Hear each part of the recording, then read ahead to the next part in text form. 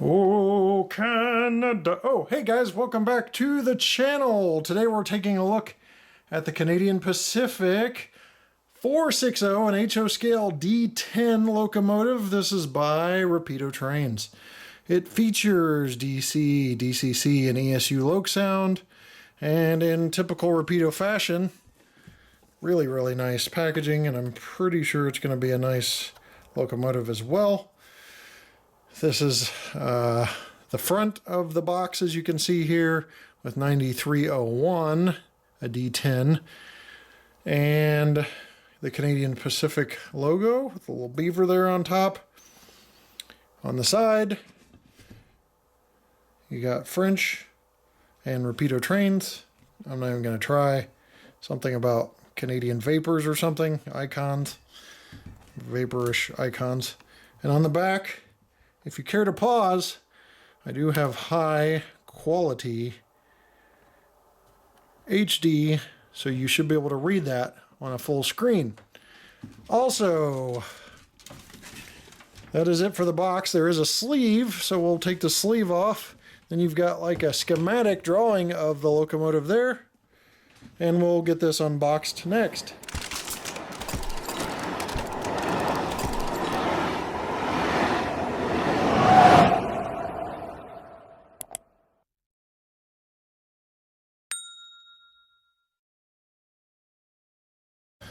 Okay, let's lift the box off this steam locomotive from Rapido. Rapido has done steam locomotives in the past, although limited. So let's take a look at what you get. Obviously they have a dual language manual. That's why you see upside down, because you flip it on one side and it's English, flip it on the other and it's French. But it goes over functions, lubrication, break-in, etc. So there's the English side and there's the French side. The actual box itself has this short steam locomotive inside. A little baggie of parts, including traction tires, another drive wheel, and a tool for removing the drive wheels, or drivers I should say. Obviously, plastic blister packaging is kind of the industry standard, and there's no difference with these.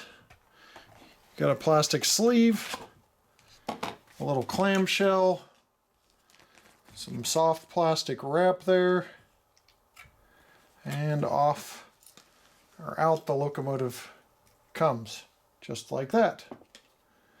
So we'll take a closer look at this after I get the tender unboxed, and we can take a look. Look at this little fella, isn't it cute?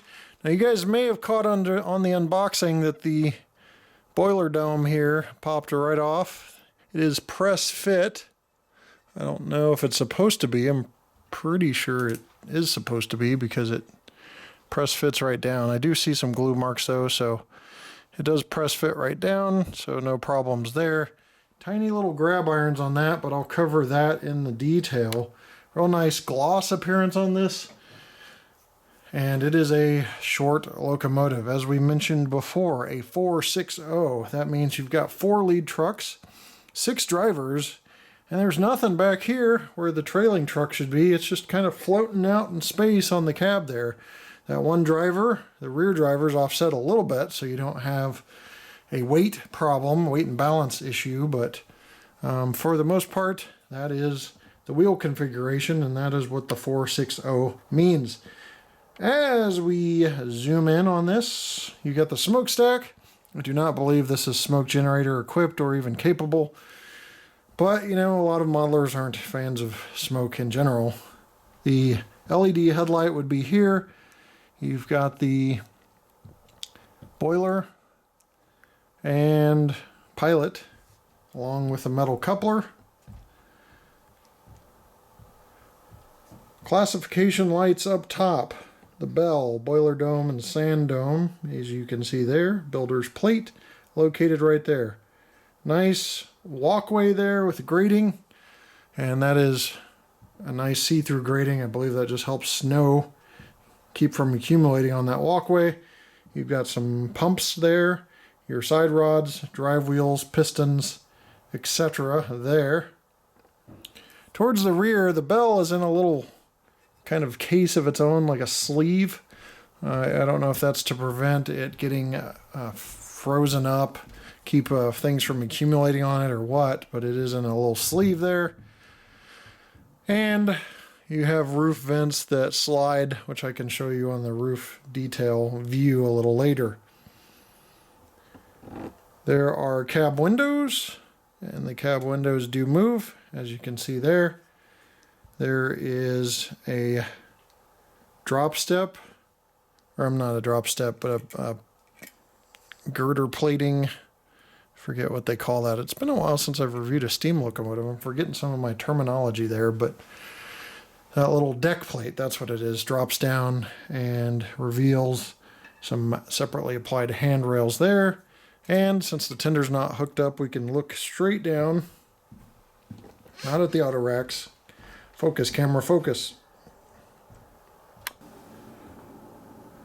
Okay, finally a focus. You see the butterfly doors. There is an opening there. There may be some firebox box flicker. We'll take a look at that. And then you have the plumbing for the boiler back head, also visible, and then the plug. Looks like an 8-pin female plug that would plug into the tender, so you can run these together, obviously. And actually this view right here gives you a nice view of the boiler back head. And a nice profile view of the locomotive. We'll swing around the locomotive and look again at the front, or the side here, a little more detail on this side with some more side rod detail working up into this upper area here on this side. It's different from the other side. Builder's plate again, you see some rivet detail as we work back towards the smoke box door. Another thing, I'll go back over this way where the firebox is. There's some more plumbing below. Rapido, well known for their detail, and you even see the brake shoes under each wheel there. Switching over to the tender, you've got a realistic looking coal load with a uneven kind of application of coal. You know, you'd think uneven means a negative. It doesn't necessarily mean negative. It's just coal isn't going to be perfectly placed, and so they're realistically modeling that. Stair access for crews to get to the tender. You've got your tender trucks. The plug that's going to be firmly placed up against that locomotive to get the power to the tender, or track power, or however it communicates. I'm guessing all of the DCC electronics are actually in the tender, so it would be the tender communicating with the steam locomotive more likely. Rivet detail, Canadian Pacific on the side. Let me just move this locomotive real quick. And as we work our way to the back, a water hatch. There is also a crew ladder, a coupler cut lever, metal coupler just like on the front. And the front also has a coupler cut lever, rear light. And then your grab irons on each side of the coal load area. So there is your tender for this locomotive. All right, we're going to weigh this with the tender because nobody's going to run it without it. 15 ounces. It's 426 grams. So just shy of a pound. A pound is 16 ounces. So a decent weight for such a short little locomotive. All right, for ESU decoders, we have to hit F8 to get this to sound.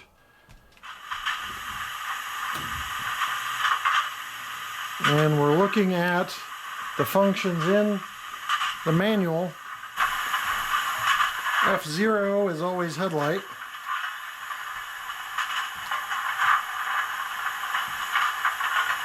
We'll hear the dynamo spool up, and we'll take a closer look at the headlight with lights off later. F1 is bell.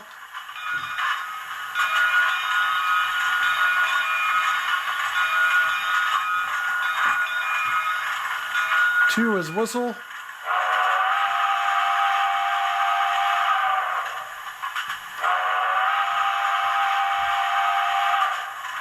F3's coupler clank. And while I've got you, here's the vent movement. I meant to show you that earlier and mentioned I would, so I didn't want to disappoint. There's the roof vent movement with 2 vents. F4 is coast mode, and that means that it simulates the engineer closing the throttle either to slow down or when going down grade. Pressing F4 will disable the throttle and drop the sound volume down to a drift, so we'll skip that because it's going to be something we do in movement. 5 is coal shoveling, which I believe was on all the time anyway from previous. 6 is class lights, which we'll have to see if those are operational in the dark. I do not see. Oh wait, there they go. There's the class lights. So those are operational. F7, dim the headlights. F8 is chuff sounds, but it also will mute your decoder, so we'll skip that. F9, heavy load mode. Now, what is heavy load mode? Let me talk to you about that real quick. It allows you to adjust the steam chuff off valve at any speed, allowing for a fierce full chuff while drifting with sniffers and rod clanks. So heavy load can also act as an offset, allowing speed adjustments when engaged if desired. Pressing F9 again returns to normal operation. So as I move this,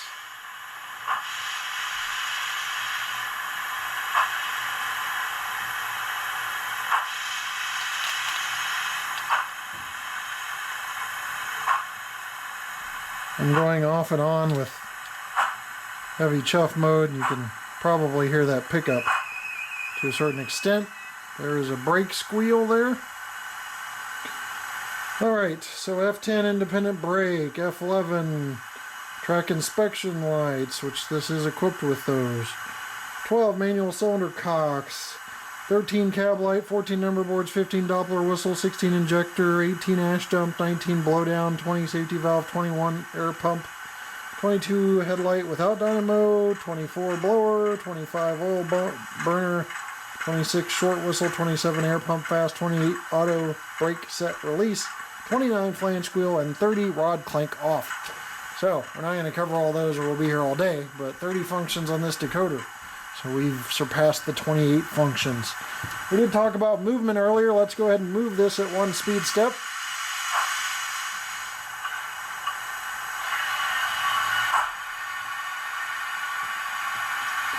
As you can see, it is very slow on its movement. We can see what we get on our AccuTrack speedometer. Just make sure it's set to where it doesn't scrape the side there. Now sometimes I see different things from manufacturers. Slow control, or slow speed control I should say, so much that you're going to have an uneven movement, but a really slow, low number. So I would bet this is south of 1 scale mile per hour. I know it looks like it's set for kilometers per hour. It is not. It's scale miles per hour. It's just the indicator light that you may see there. But it should be reading out a number here any second. And we are at 0.6 scale miles per hour. So very, very slow speed control on this. All right, a little bit of a reset. We did not have the locomotive correctly on the track, so we're going to look at the slow speed control now. It's looking a lot better at slower speeds, so I don't want to count that against Rapido if that was my mistake with something not firmly placed on the track and pressed down properly. Way better now at slow speeds. So you got a 0.6 mile an hour slow speed control, and you can see it's pretty smooth. Going forward, same situation now. Very smooth. So tiny bit of unevenness in smoothness at the very, very slow speed steps, but very, very good. If you look closely at those side rods, you can see how smooth that is actually going. Now I told you those butterfly doors were open just enough that it looked like they might have included firebox flicker, and sure enough, I'm beginning to get some of my guesses correct on these models. There is the firebox flickering through the butterfly doors with just that small gap open. Very, very cool detail, especially cramming all that detail in such a small locomotive. Very, very neat. Speaking of lighting, let's look at some things in the dark. The first thing I want you to see is the headlight and number board on the front top of the smoke box door lit up in daylight, or with your lighting on your layout, I should say. So that is what that's going to look like there. Now let's go ahead and kill some lights.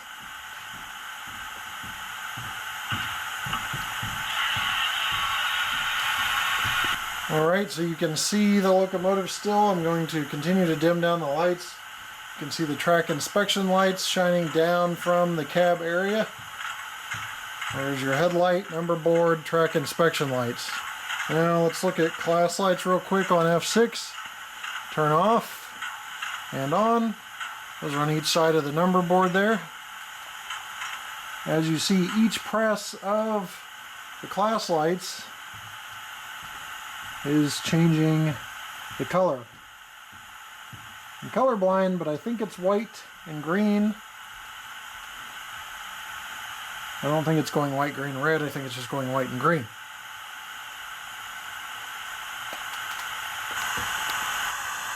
Okay, back here we have the track inspection light, firebox flicker, also on function 13. It says cab light, but there we have the cab light. So nice, bright, really showing the detail of the back boiler back head. So very, very cool. And real quick, here is the cab light from the side profile along with the track inspection light. Well, that, my friends, is the Rapido 460 D10 steam locomotive. DCC, DC, ESU LOKSound. Looks and sounds great. Operation's good. Once I figured out I needed to get it firmly on the tracks. You've got operating class lights, number boards, beautiful headlight, cab light, track inspection lights, firebox flicker, all in this very short locomotive. So, I hope you enjoyed the video. I'll leave you with a run-by of just this guy by himself because I really don't have any good rolling stock to go with this that I can think of. And we'll see you next time right here on the channel. Take care.